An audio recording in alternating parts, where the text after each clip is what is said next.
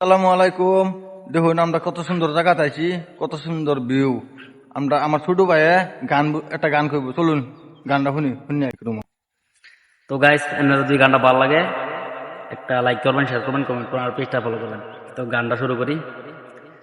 পাগলি রে আমার মতো কেউ কি আছে তোর, তোরই দুঃখে এনে দেবে সুখেরই প্রহর, তোরই ব্যথায় দুটি চোখে কে হবে রে চল এলোমেলো হয়ে গেলে, কে গো চুবে বল পাগলি রে, তোর পাগলামিতে মন ভেঙে করিস না দুই।